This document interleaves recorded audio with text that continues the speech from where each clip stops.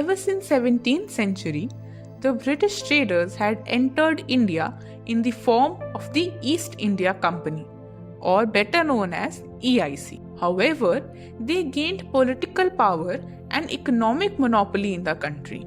Eventually, they started exploiting the powers in the hands for personal profit purposes. Therefore, the British Crown had to meddle to keep the Indians from revolting. Regulating Act 1773 is one of the first steps taken by the British Crown to manage working of East India Company. It was issued on 10th June 1773. The factors leading to such intervention by the government are quite prominent in the contemporary politics and social conditions of that time. First, and probably the most essential cause of introducing the act, was that the company was facing grave economic crisis. The company asked from the British Crown for a loan up to 1 million in 1772.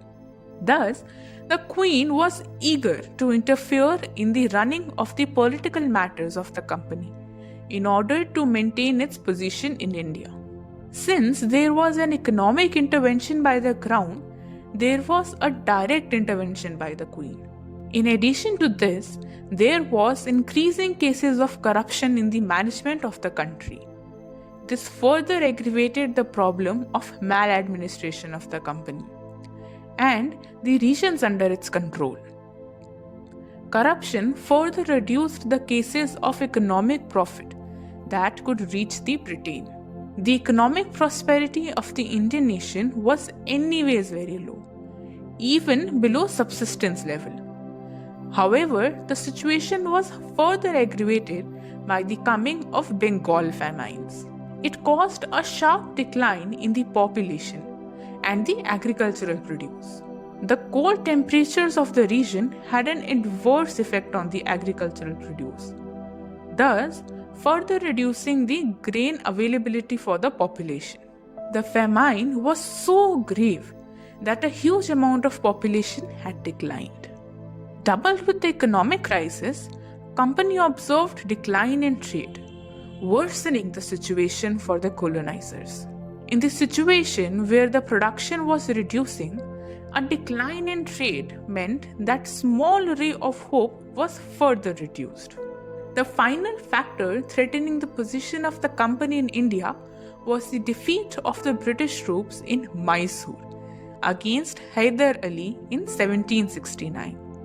The ruler had attacked the British troops and gave them a very hard time. He posed a threat to the very existence of the company in southern parts of the subcontinent.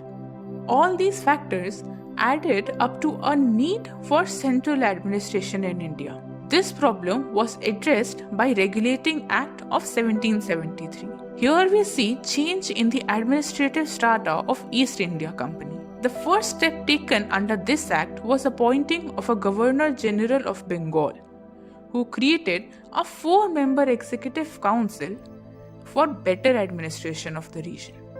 With the coming up of the new title and the council with the Bengal governor, his position now became superior to that of Bombay and Madras presidencies. The first Governor General of Bengal was Warren Hastings. There was also an establishment of Supreme Court in Calcutta in 1773.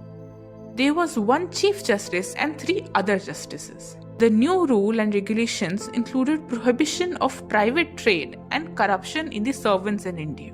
There was also a court of directors that would report the revenue, civil and military affairs of East India Company. And this is how the Regulating Act justified its name and regulated the grim conditions in India.